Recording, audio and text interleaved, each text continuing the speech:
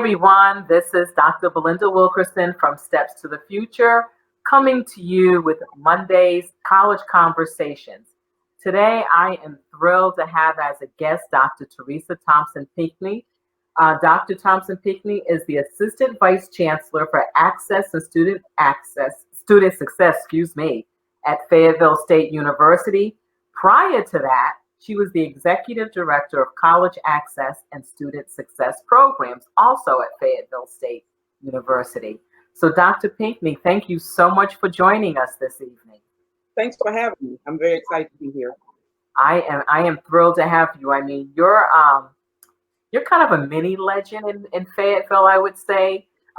It's interesting when you go somewhere and you're talking education, people always mention your name, so your reputation precedes you, and it's a great reputation. People know about the good work that you're doing at Fayetteville State University, so it's always a pleasure to speak with you. So tell me a little bit about how you got into this work. Well, basically, I was a first-generation student, meaning that neither of my parents graduated with a 4-year degree. And so basically, when I graduated from college, I began to work with children who did not have access to college and helping to support them. And basically, once I moved into doing this work in higher ed, I just kind of, I've been at the university for 20 years. So I have basically really enjoyed my time. I've worked for nonprofits. I've worked, in the for-profit world. But for me, being at an institution of higher education has really proven to fare well for me, as well as being able to do the work that I enjoy doing. Okay, so we have a couple of people join us. Thanks so much. Dawn is here. Says good evening, Dawn Matthews Holmes. Thank you, Dawn, for joining in. Lakeisha, Dr. Payton is here. Thank you so much, Dr. Payton. And Jamie Faggard, I hope I say your name right, Jamie. Thank you so much for joining in. And as we go along, if you have any questions for Dr. Pinkney, please put them in the comment section. And also throw up some emojis, show us a little bit of love here. We would love to have that. So Dr. Pinkney, tell me what, in the line of work that you're doing, what is the most challenging part of your work? Well, so my work comprises of 3 areas at the university. So a critical aspect is college access, where we support students with in middle through high school with preparing to go off to college and be successful in that. And then also I work with student success, where basically supporting the university and our students with matriculating or moving through the institution in a way that's going to get them to graduation, and looking at strategies to be able to help us do that. And then also looking at the capacity of the university as to how we can do better in some areas to be able to build the graduates that we want to produce out of our institution. So some of really for me, what is most challenging, there's 2 things that are challenging. One is finding ways to consistently reinvent the work that we do in a way of getting students to move through the pipeline, starting in middle school, and just move them through and finding seamless ways, because we have our educational system is not seamless. And so that whole PK-16 pipeline from pre-kindergarten all the way through graduation from, with a bachelor's degree or even a master's degree, just finding ways to decrease the likelihood that students will drop out, stop out, or not even move through the system in a seamless way. So for me, that's a challenge, because you're always trying to find a way to be creative, to work with different generations, to better understand them so that you can move them through the pipeline.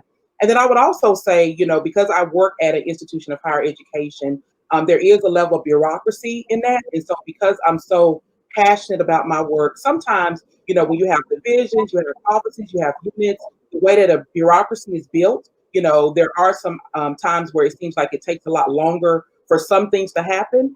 But it's okay, but for me, I think I do well in a bureaucracy. And so I'm able to manage that, but it can be stressful when you're trying to make something happen very quickly, but it's a hurry up and wait sometimes with being able to get it to be approved to move through the systems. That is so true. That is so true. Bureaucracy is tough. That's one of the reasons that I chose not to go back into public school education and decided to work on my own, because then I could be my own boss and be my own bureaucrat. So I want to be like you one day. So tell me about, so I know in your program you work, you're very much involved in over and taking care of the TRIO programs. So for people who aren't that familiar with the TRIO programs, could you tell us a little bit about those cluster of programs? So basically, with the TRIO programs, these are these are federally funded programs that were designed in the in 1964. The first one was founded, where we basically provide opportunities for students to have access to college. The goal is to support students who are from low-income families, students who are whose parents do not have a four-year degree, as well as students who have disabilities, enabling them to move through the opportunity pipeline to be able to get access to college. So we provide, from the pre-college perspective, we're providing them with the information that they need to be successful in school, but also giving them the knowledge about college so that they can be able to understand how going off to college works and what you need to do to prepare for that. And then once we get to the success side, I do oversee student support services, which is a TRIO program at the university where we basically support students who are, from low income families, first gen, as well as who may have a disability, with helping them to be successful in the college, in the area of college, and being able to move through more seamlessly because of the barriers that they experience as a result of their not having the resources or just even maybe some other disadvantages that may be there. First generation students, first gen students, a lot of times their parents are unable to help them understand how to move through the college because they didn't go off to college or they dropped out. And so helping students understand how to work through the bureaucracy, the systems, the educational pipeline is a very intentional part of what TRIO does. So we have national programs throughout the nation. And so TRIO is a household name in many communities throughout the nation. Right. That's so true what you said about being first generation. I mean, I was a first generation college student, and I was fortunate in that I had some fantastic school counselors that made sure that all my T's were crossed, all my I's were dotted. But I always tell kids, I said, I knew how to get into college. I didn't know how to do college. And that's something that I think the programs do a really good job of, is making sure students understand that transition. Now, with starting with the younger students, I know that one of the programs that you have on campus is the GEAR Up program. So tell us a little bit about GEAR Up and how that works. So GEAR Up is not a TRIO program. However, it's in the cadre of pre-college with regards to the U.S. Department of Education. So it falls right hand in hand, same office area up in D.C. But the GEAR Up program actually supports, we have 4 middle schools and 4 high schools here in Cumberland County that we actually have full-time staff infused into the culture and climate of the schools to help students prepare for college.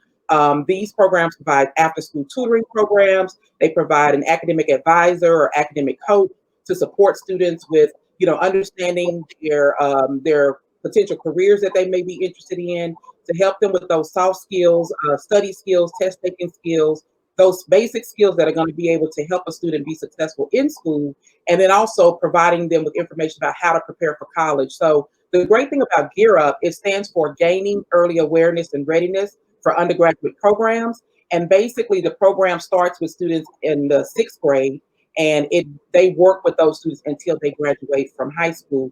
What is unique about our program at Fayetteville State University is that we actually will support the students their freshman year in college. So not only are we getting them to the college, but also once they land on that college or that institution of higher learning, we actually will be providing them with support their freshman year. That is fantastic because, as I said, being a first-year college student and being first gen, it's a lot to take in, and knowing that you have that support. I mean, even though there's support on campus, it's different because you're still learning how to ask for that support. You're still learning how to seek out that support. So having someone that's worked with you a number of years and knowing that they're there to help you move through that first year definitely has to be comforting for students. Right. Definitely has to be comforting for students. So what would you say, I doubt if you have one, but what would you say a typical day would look like for you?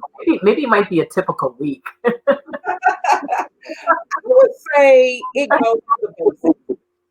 Reading, writing, and arithmetic. So basically, my job entails, because I am an administrator at the university, I have to do a lot of reading. I have to review documents. I have to sign off on documents. All the documents that I'm approving and signing off on, I've got to make sure that they meet basic expectations of policy, procedure, and things of that sort, as well as reading a lot of emails. I mean, the emails are just astronomical with regards to reading through and sifting through and responding to emails. So a lot of my day, a lot of my week is spent reading, and then as well as writing. So I do quite a bit of writing, drafting letters and emails and reports and things of that sort, as well as I also write many of the grants that I oversee.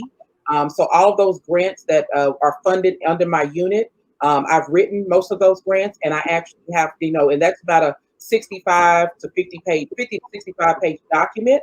And what I'm trying to do is propose and show that there's a need in our community for the resources that we get from the state agency, community agency, as well as federal agencies.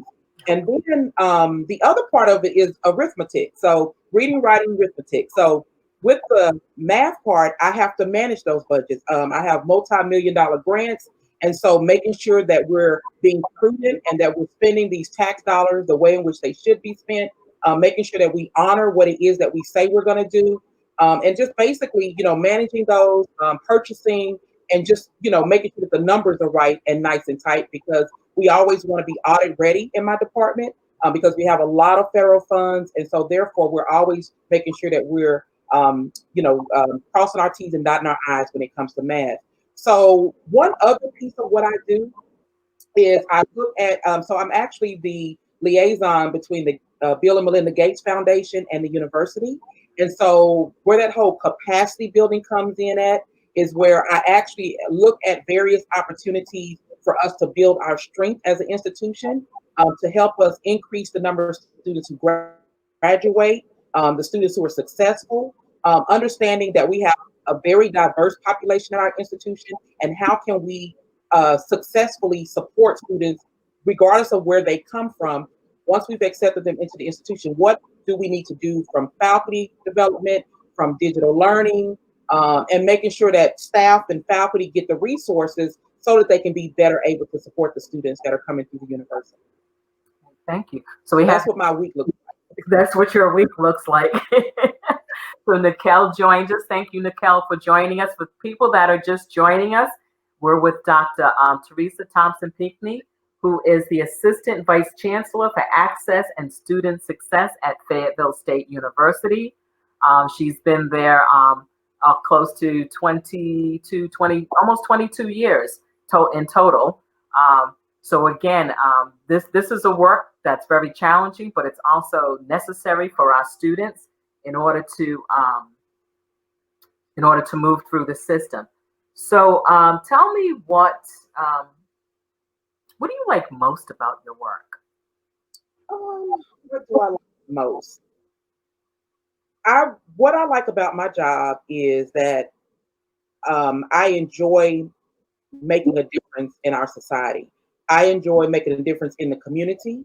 I enjoy making a difference for Brown and African American people. And so because I work at HBCU, which is a historically Black university, I am really able to make a difference in an area that I feel is important.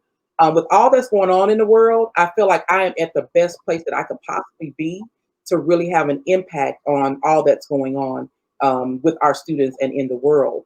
So that is what I love about my job, because this whole journey of education and understanding from when a child is born all the way through whatever it is that they decide to do with their life, and they're at that point where they're the adult and they're making those things happen. What I'm able to do is really have an impact at various levels of the educational pipeline to support students with that journey, and really understanding that they can make it through the journey. And we have a lot of people in place to help them be able to do that. Okay, that's good.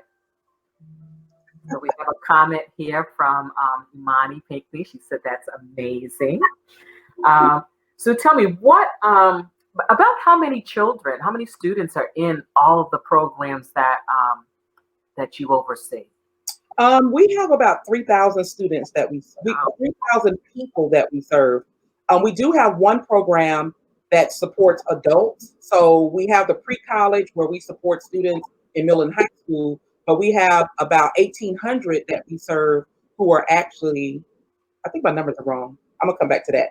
We have about 1,800 in one program that are actually adult learners who want to go back to college, and they are from surrounding counties throughout the southeastern region of North Carolina.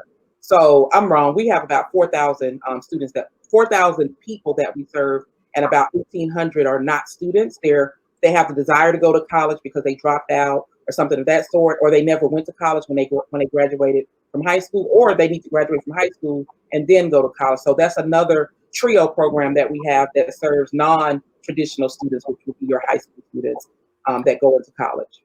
Okay, and for those non-traditional students, how do they find out about this program?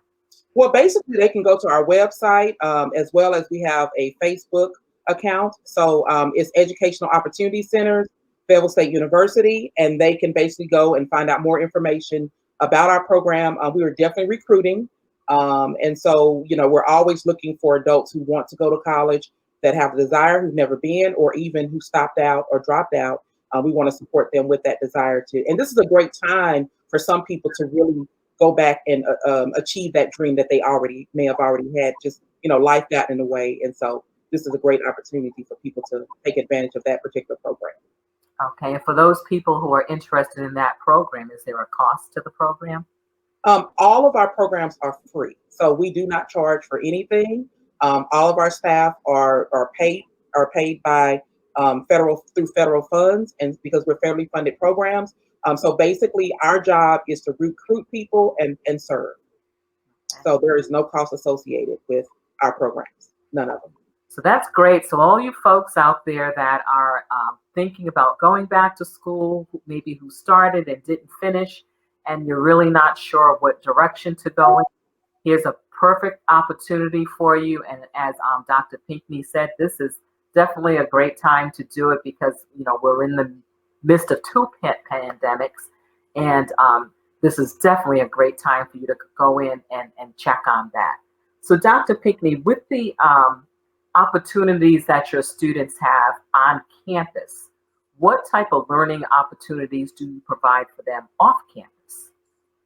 For the students who we support that are actually college students, is that what you're talking about, the college students? So first of all, your students in the TRIO program, because I know you do quite a few activities with them off campus.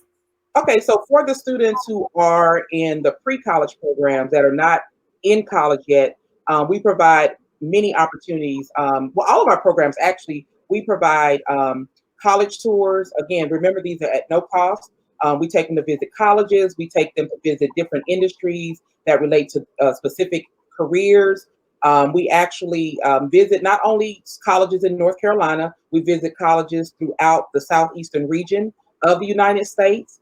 And then as well, we provide them with cultural experiences. So we go and see plays, we go and see various experiences that our students would traditionally not have the opportunity to go to. And we go to the National College Fair in Charlotte every year, where basically they're able to see over 300 colleges and get exposed to the various colleges that are out there. So a lot of what we do off campus is really revolved around experiences, around enrichment, and around providing students with an opportunity to understand what happens in the world. So that happens not only with the pre-college, but also those students who are college students. We're looking at trying to provide them with access to graduate programs and understanding how to pursue a graduate degree or professional degree, or even pursue a doctoral degree.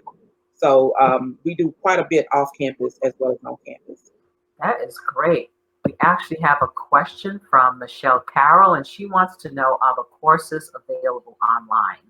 So for the work that we do in the Office of Access and Student Success, for the university, yes, courses are available online, but also within, of course, because we are in COVID-19, we've been forced to really re-image what we do and how we do what we do. So the workshops that we have, they're not really courses, there are workshops on, like we have a series coming up, COVID-19 series or quarantine series on how to get a job. It's a 4-part series. And so most of our sessions are 30 minutes to an hour. And so basically we do have online, all of our services are online right now because the university currently, we're closed to the public, but we're all working from home. And we're actually providing the services as we move forward. So all of what we do right now is basically provided in a virtual environment. Okay. Okay. And we have another comment here. Let me see, where is it? Here we go. Someone whose son attended one of the programs for 2 years is thanking you and Miss Massey for the work that you do. So that's fantastic. Thank you for joining in. I really appreciate that. I mean, sometimes I don't think people understand the gem that they have in their own backyard. Yeah. That this is something that is there for them. It's at no cost, and the wraparound services, like you said, you're looking at students from early middle school right on up through the first year of college, and to have that support and that opportunity is amazing. And I wish more students, would take advantage of it.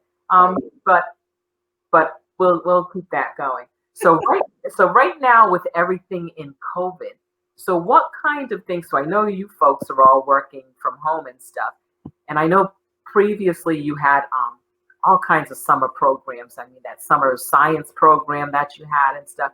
So what had to shift because of COVID?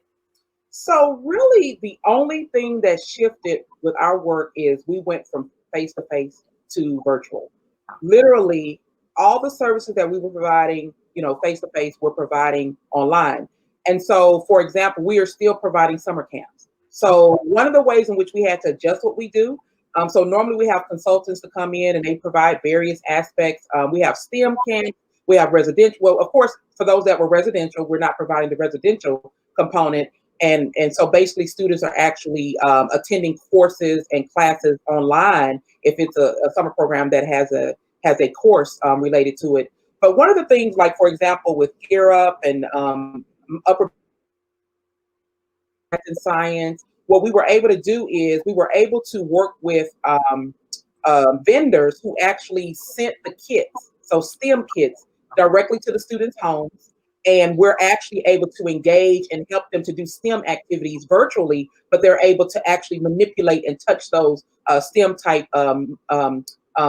protocols while they're actually at their home. So a lot of what we've done is just really re-imaged how we do what we do, and we've had to be very creative with doing that. So all of our programs that we're going to provide a summer program, they are providing summer programs. That's fantastic, because it is so important for students to continue having that experience. And the fact that these kits were able to be provided to them so that they can have that hands-on experience, that's really incredible. I really give you a lot of kudos for keeping all that going.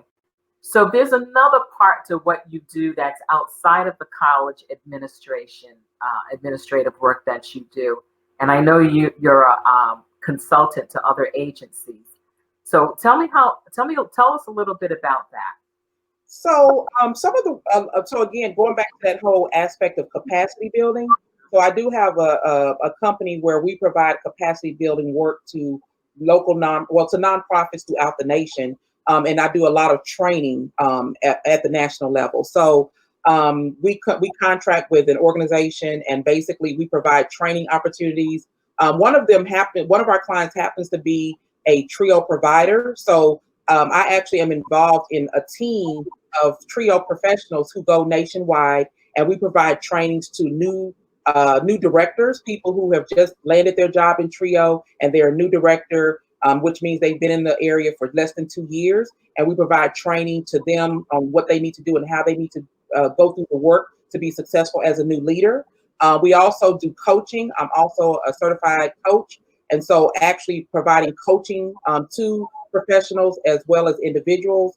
And then finally, like I said, capacity building work, conducting strategic plans, program evaluation, and just helping organizations to build their ability to really be strong in the work that they do and being able to isolate where they need to focus to be able to do that work. That's fantastic. That is really fantastic, because I know locally, I remember there was a point where you had grant writing workshops. Yes, yes. And I was always saying, oh, I need to go to one of those because that is a weakness. It's been a while. 2 grants that are pending. It's about 5 million. Two come out. We'll find out this week, y'all. Yay! Okay. And We'll then, send some prayers up for those.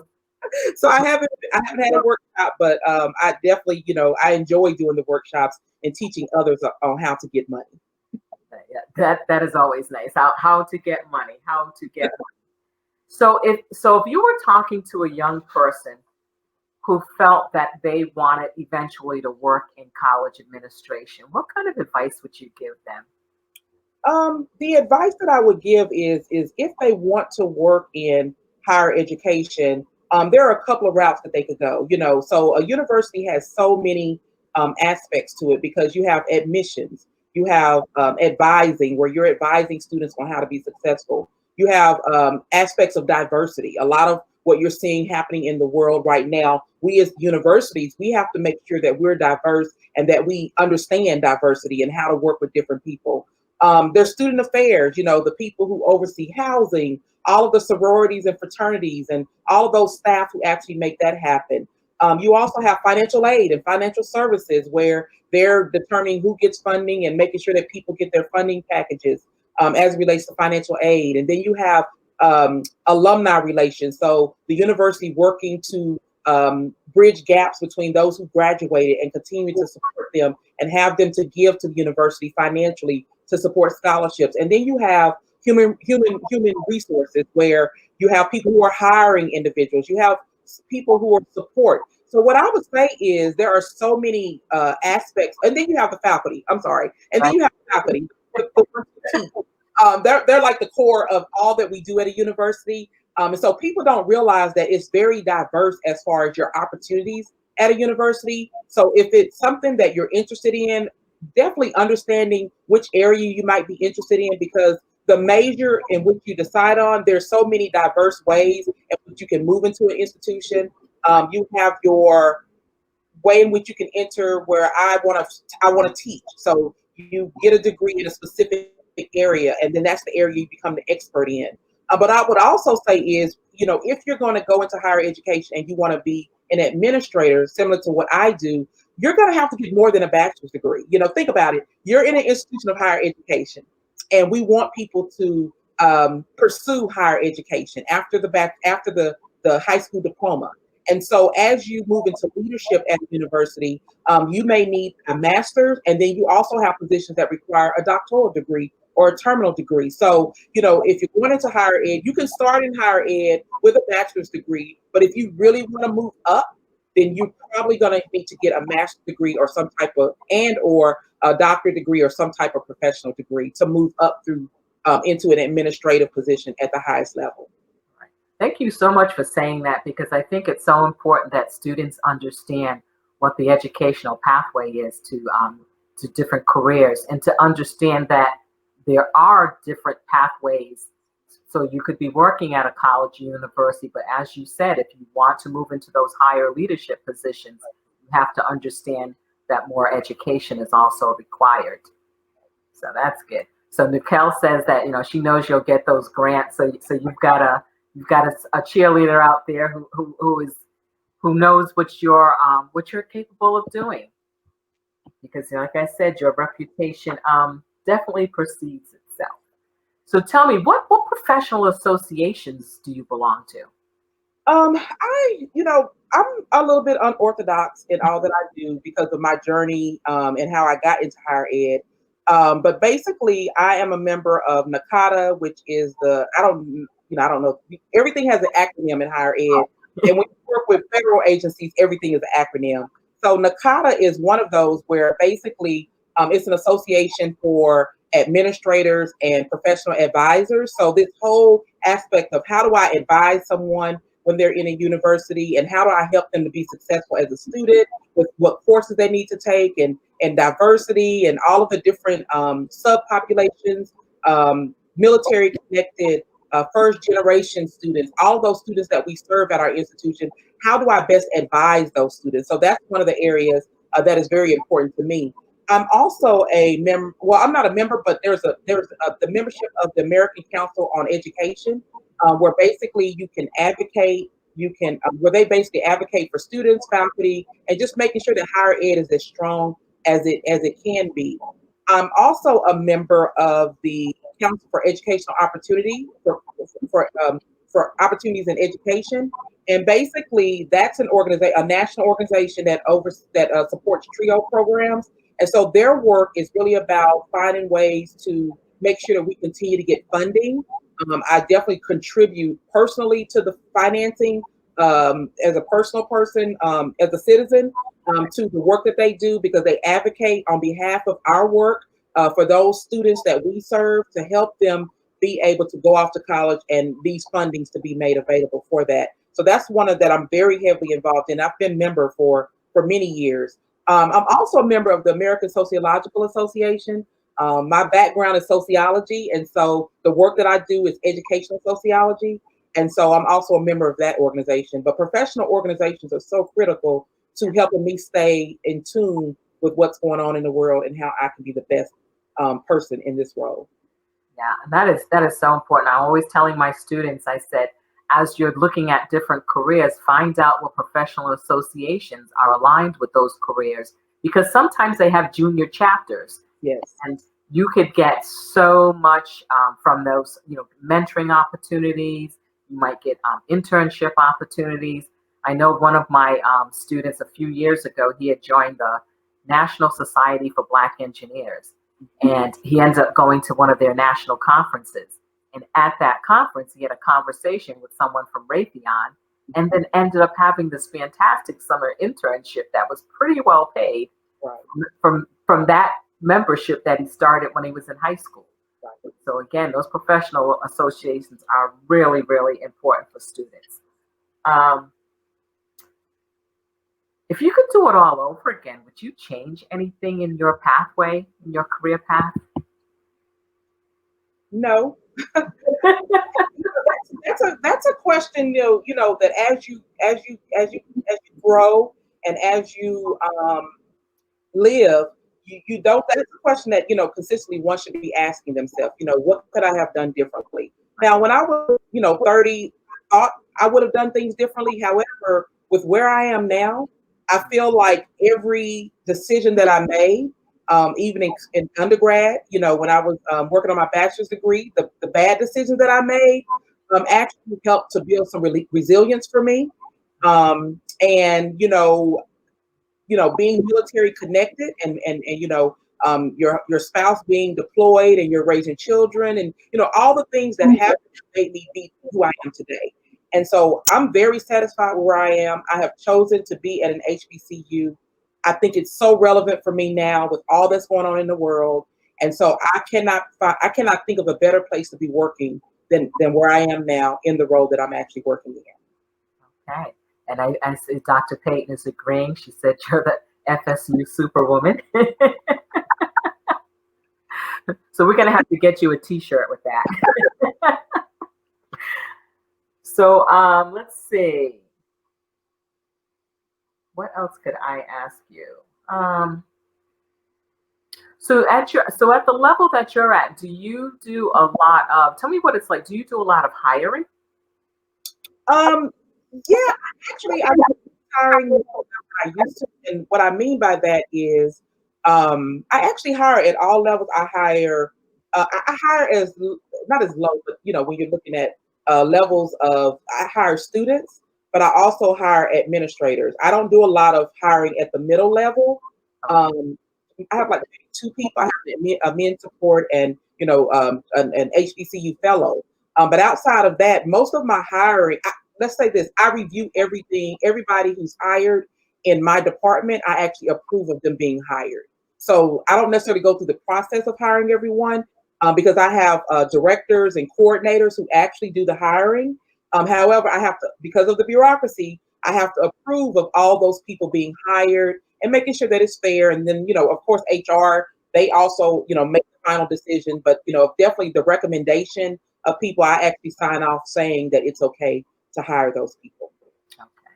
I'm going to back up just a little bit because I'm thinking like we all know what the TRIO programs are, but I'm thinking there may be some folks out there who are watching this now or who are going to watch it later who have heard the word TRIO but don't really know what those programs are. So could you talk a little bit about the TRIO programs themselves? Okay, so TRIO actually was founded in 1964, and so initially the Upper Bound program, which is pretty much a household name, a lot of people know that program. That was the original that was the first TRIO program, and then you had Educational Opportunity Centers. The reason why these programs were established in 1965, if you're familiar with the War on Poverty, basically these programs were designed to provide opportunities for students or for children whose parents did not know how to help them get into college, basically provide them with information about financial aid as well as admissions so that students who traditionally would not go off to college would have the opportunity to do so. So basically where the name TRIO came from is, so 64 was Upper Bound, 65 was Talent Search. Upper Bound was a demonstration grant. It was a study, kind of.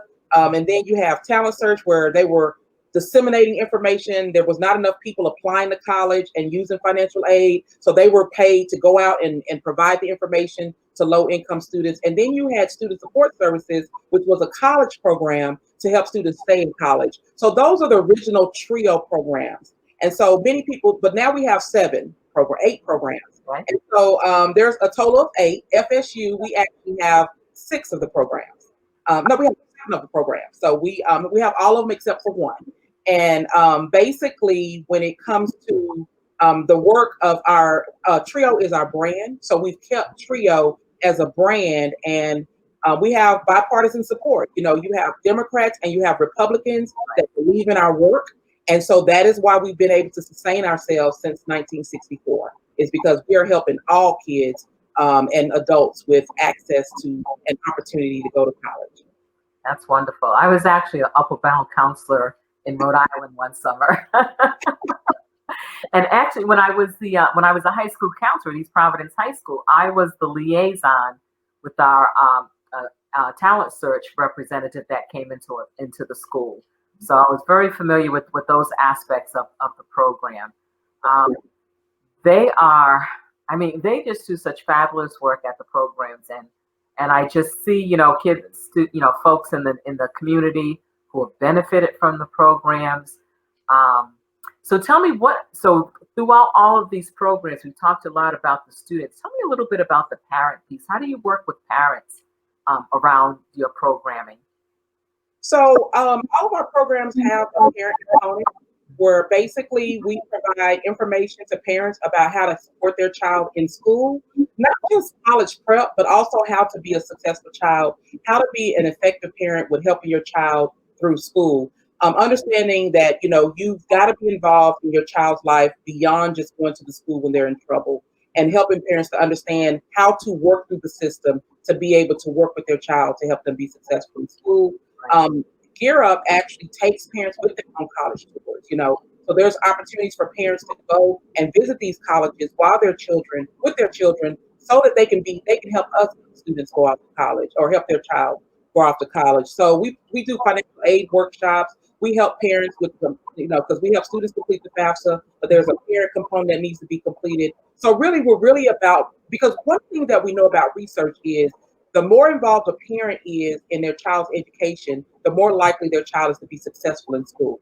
And so without us working with parents and providing them with that information, sometimes it would be a detriment to us not to include the parents, with the decision making. Ultimately, parents make the decision. The parents and students make the best decision as far as where the student will go once they graduate from our programs and go off to college. However, we're there to serve as support, not only when the student is going through our program, but once the student graduates. Sometimes parents will call us and we'll give them insight, because if that parent didn't go to college, then there's just some things they don't know, and they don't know what they don't know sometimes. And so what we do is we provide them, we're there to support them with that decision making, even once the student has gone off to college. That's fantastic. And Mikkel said, TRIO works. Well, I'm just going to say Nakel is a TRIO alum of Fayetteville State University in our search program. So, definitely, I really appreciate her attending today. Yes, I do too. Thank you so much. And we were talking a little bit about first gen. So one of the things people know, I always like to toward the end of these is to always highlight a couple of books that may be useful to folks. So here's one on first generation students. It's First in the Family, Advice About College from First Generation College Students. So again, this is one that students may want to read, parents may want to read, people who will know they're going to be working with first generation college students. And another one that I really like, they also have a website, is the I'm First Guide to College. So what's really nice about this is that this particular guide focuses on colleges that have been known to really help first generation college students once they get there. Because as you said, being a first generation college student, you get on campus, and when there's no one before you that's done that, you don't know what questions to ask. Research shows that first generation college students are usually more reluctant to ask for help than other students, because they've been used to doing it on their own. They don't want to come across like they don't know what they're doing. So a lot of times they may just say, well, I'm not going to deal with that. I'll find out later. And sometimes finding out later can be too late, or can affect their grades. So before we close out, what last thing would you like to share with the audience? One more thing, and I didn't share this. I was actually in TRIO as a high school student. My trajectory, before the doctorate, before the master's, before the bachelor's degree, I was a student in talent search. And so and then stepping on that college campus and not really all of what you just described was me as a freshman on my college campus. But then also I was in student support services when I got to college. So I'm a TRIO alum. TRIO does work. And so, I just want to say that, people, please take advantage of these opportunities because they're made available. And when you take advantage of these opportunities, it really does make a difference. And that's probably where my core passion comes from with this work. I didn't choose this. It all just kind of happened for me. I wasn't, when I graduate, I want to work for TRIO. Or when I graduate, I want to help kids in college. I just kind of bumped into this. I majored in criminal justice with a bachelor's degree in criminal justice and criminology. So, for me, my journey, like I said, I wouldn't change anything. I couldn't get a job in the criminal justice system, so I decided to go the education route. I did not want to see kids in the juvenile centers, and that's what led me to education. So, follow your path, follow your journey, and just know that there will be changes along the way. And it's okay because once where you're trying to get to, you can have a plan, but know that the plan does not always go the way you want it to go. And appreciate the change in the journey. Be focused, and have goals, but just know that sometimes life happens, and when life happens, it takes you in a different route. I couldn't get a job in criminal justice, so I had to go a different route. But it definitely has grounded me with everything that's going on in the world today. Again, it grounded me to have an understanding of what's going on today. That's wonderful. That is fantastic. Well, Dr. Pinkney, thank you so much for joining us this evening. I'm really, I'm so pleased I had the opportunity to have people learn more about how fantastic you are, because sometimes I don't think you get enough credit for all the work that you're doing and the difference that you're making in the lives of all these students. I mean, that's what you are. You're a difference maker. And, in your transforming lives, you're transforming lives. So I appreciate what you're doing for the community and what you're doing for folks beyond the community, because having our kids prepared for college is so essential. It's so essential. I mean, we have to make sure that they're ready. So again, thank you so much. And for everyone that joined in, thank you so much for joining in. Make sure you like this. Make sure you share it out, because we want more people to know about the great work that's going on at Fayetteville State University. And one last thing, Dr. Pinkney, if there's someone out there that interested in the TRIO programs or learning more about them, how would they do that? They can go to Fayetteville State University, www.uncfsu.edu, or they can call me directly at 910-672-1870. Could you repeat that number again? It's 910-672-1870. You don't have to go through anybody. You can call me directly, and I'll get you to where it is that you need to get to. Okay, and for folks who didn't catch that, I will have that in the show notes when they go up, so you can have that information. So again, Dr. Pinkney, thank you so much for joining us. And again, for folks that joined in, thank you so much for joining in. And make sure people see this, because we want more students involved in a program like this. So stay tuned for next week when my guest next week, who do I have next week? I have Wesley Wade, who is a career counselor, career advisor at North Carolina State University, and he will tell us about that work. So again, everyone, including Dr. Pinkney, thank you so much for joining us, and we'll see you next Monday at 7 p.m. Thanks for having me.